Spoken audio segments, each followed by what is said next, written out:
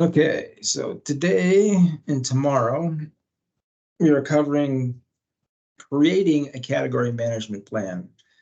ISM calls it category management, but we would call it commodity management. So same kind of deal. So create a category management plan to meet the organization's key objectives. So what is category management? The process of overseeing and maximizing the financial and operations value of a group of related commodities, products, or services. Specific activities include things like identifying and monitoring total spend, staying current on market changes, forecasting supply and demand in the market, continuously evaluating supplier performance, improving said performance, responding to changes in business requirements, and enhancing stakeholder satisfaction. So ISM is going to make a distinction here, and we've talked about this before. In a goods producing industry, we often call it commodity management. Technically, that's not really right. A commodity is really something like wheat or oil or something that trades on the Chicago Board Options Exchange in a set contract with a set grade that's very interchangeable. So what ISM always refers to is category management, but the two words are used interchangeably. Usually a service company, a service industry will call it a category, but a goods producing industry will still call it commodity. Also, the proper name for a buyer or a commodity manager is a procurement agent legally. That's according to the UCC. Nobody calls them procurement agents.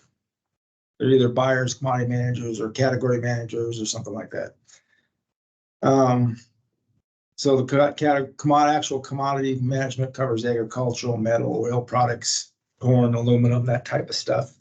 They're traded on organized exchanges, CME, with set type and contract size. So they're graded, and the contracts are for 50,000 bushels or whatever.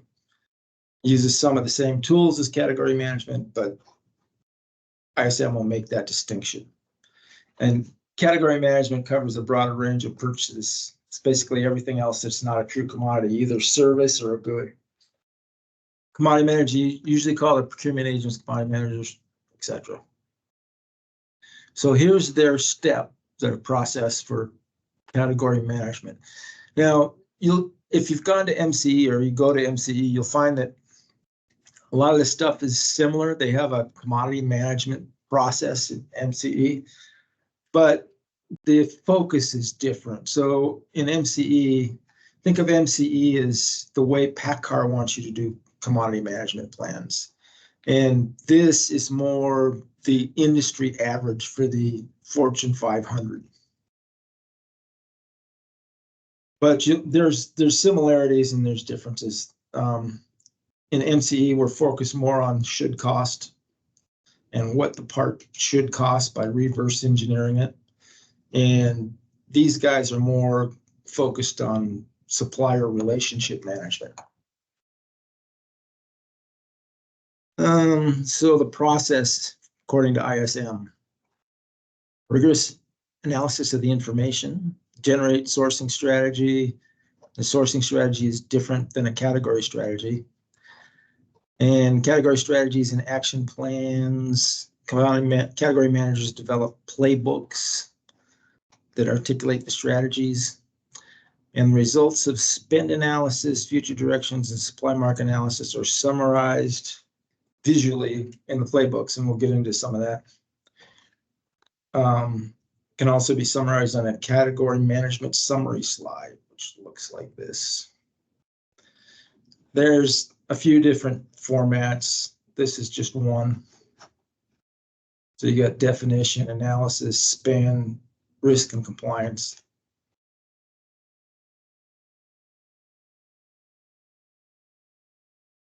Supply-based optimization, you'll hear this term batted around a lot, involves designing the supply base so that it best meets the organization's needs.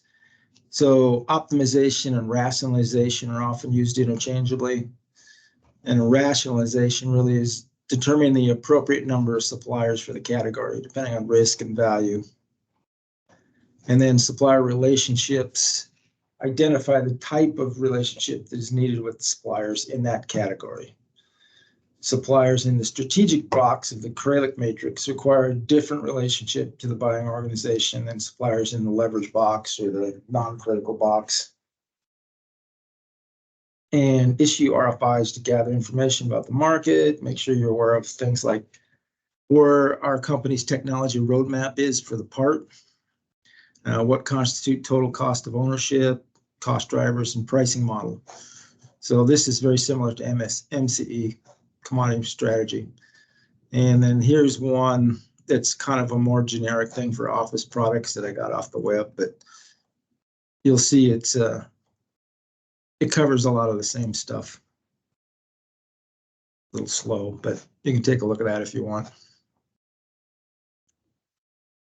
So here's the ISM Category Management Playbook. And this is put together by CAPS Research, which is the Center for Advanced Purchasing Studies. This is an arm of, well, it's kind of a joint venture between ISM and Arizona State University down in Phoenix.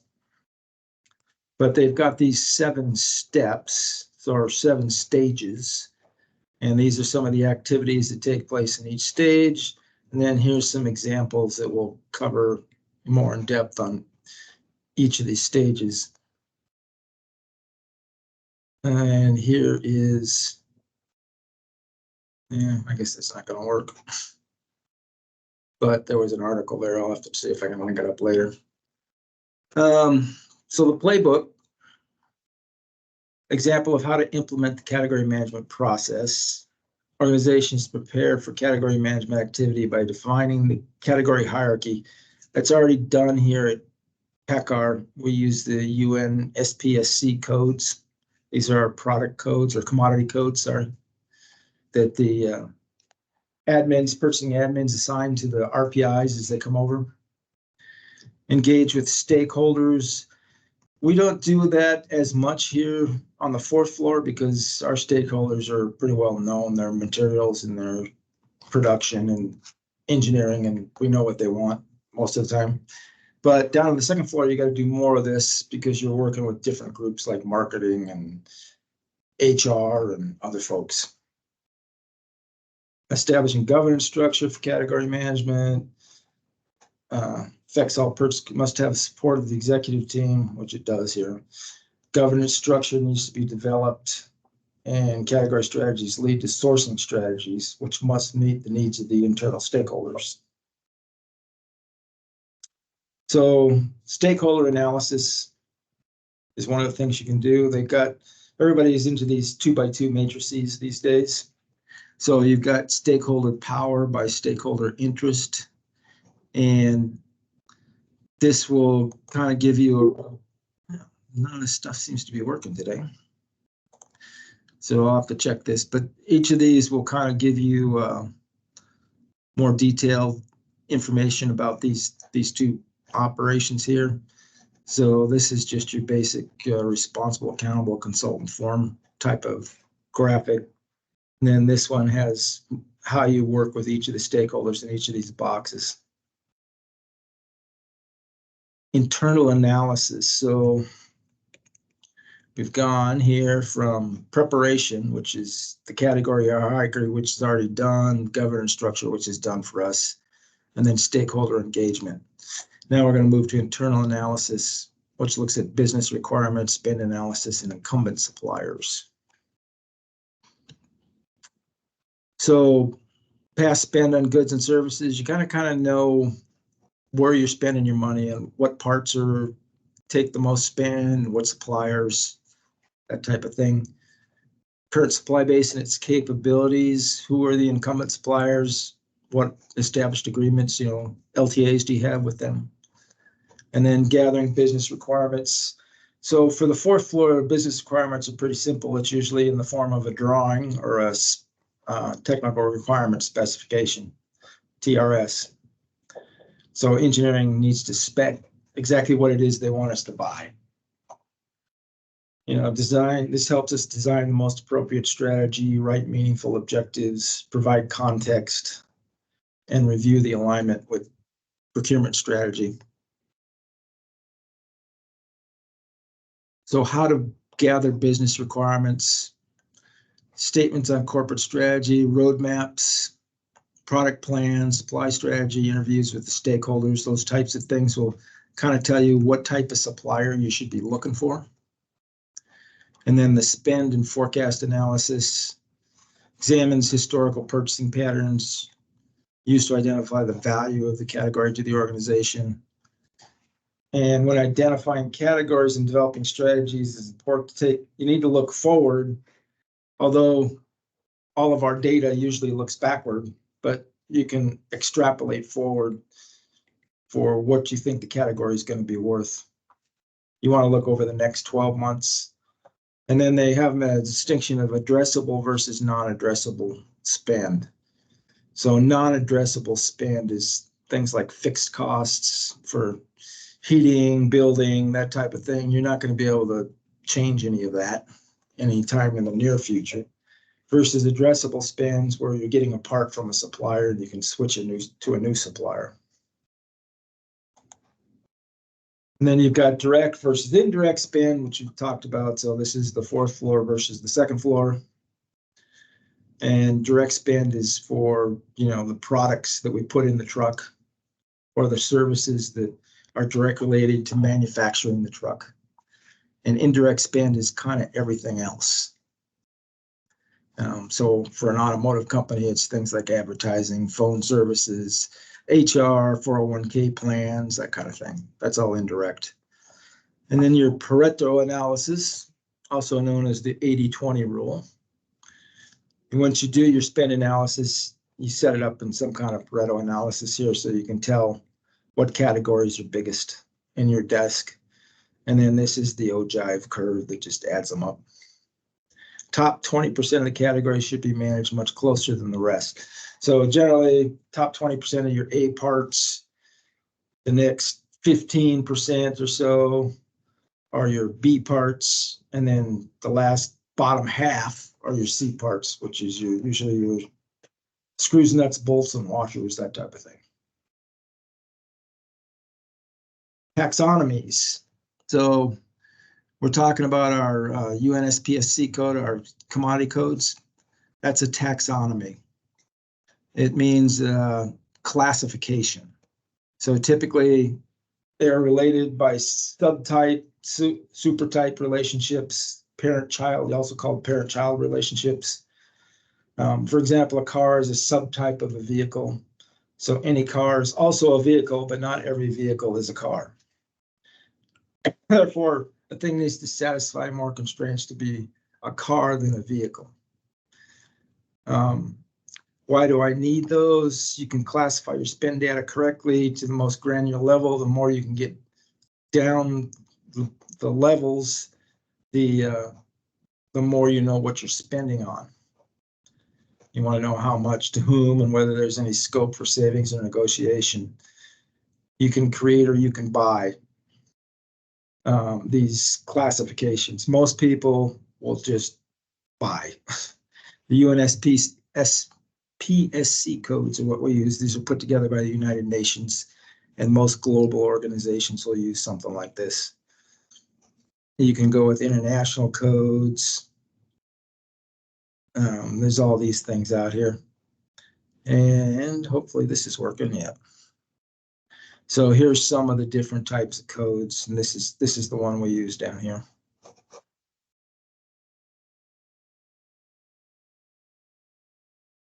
And the RAQSCI. So you go from top to bottom here when you're looking at business requirements or business requirements analysis. Yeah, none of these things don't want to be working today. But this will explain it some more if you want more detail on it. But you look at regulatory compliance for the part first, then availability, then quality. What kind of quality do you need? Service factors, cost factors, innovation factors. So that's the RAQSCI. All right. that's what we're going to cover today. Tomorrow, I'll show you. We're going to get into more of what each of these things is.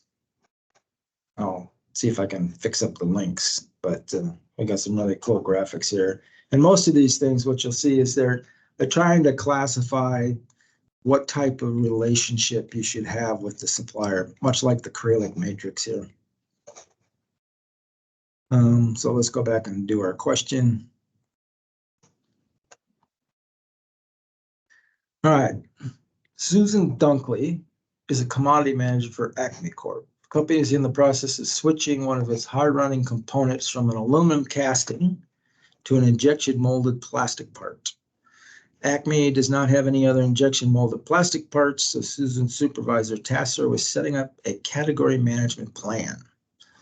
According to the category management process, what would be one of the first steps Susan should take? Think back to our playbook slide.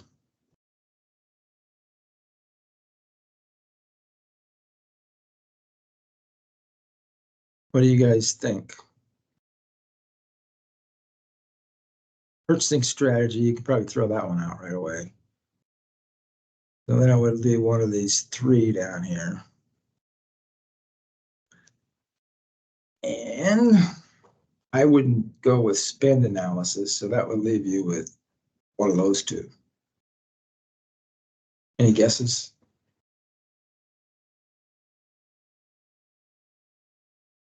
I would guess it would be define the scope, because that usually seems to be the first step in anything. Let's see what these guys say. B, conduct a spend analysis. Well, okay. One of the first to category option A. What is wrong with C and D? C is incorrect because this is part of the established governance step, which is third. Okay. And option D is incorrect. This is part of implement plan step, which is last step. That's kind of weird, but okay. All right. There are 7 questions out there. So why don't you guys go start working them, and we'll cover answers at 2:25. Unless you get done early, then raise your hand.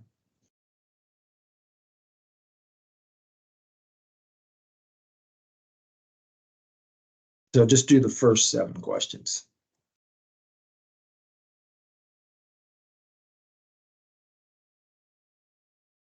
B1.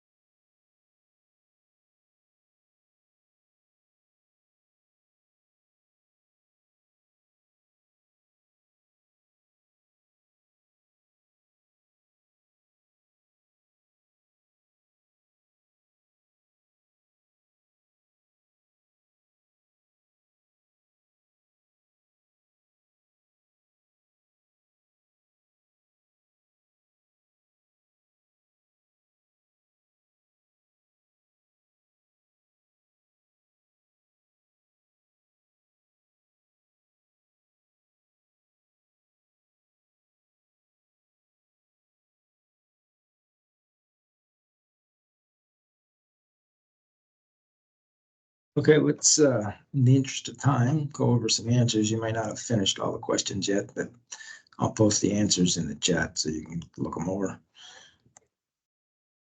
Number one is A. So her boss wants to go with the traditional names, which would be ISM would be commodity man or category manager. But legal would call it a purchasing agent. So depending on who you're talking to, answer's A there anyway. 2 is C. So this is making a distinction between these two. This is the process, these 4 steps. So establish categories, develop plans, and then establish governance is the 3rd step, versus this is the playbook.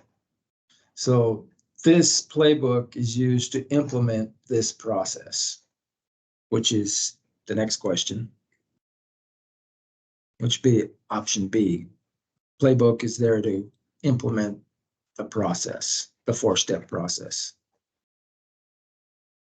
4 is Bravo, the stakeholder power interest, which is this thing here, power interest matrix.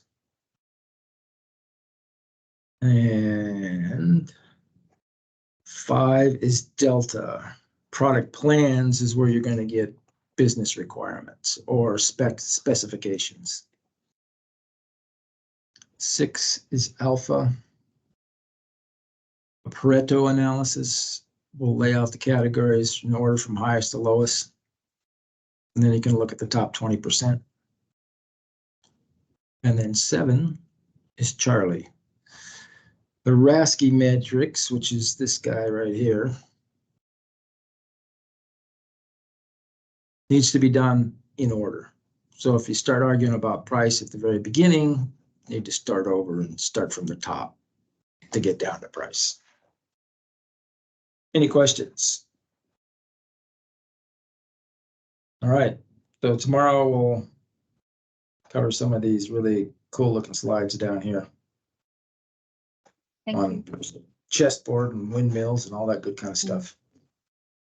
All right, talk to you guys tomorrow. Thank you.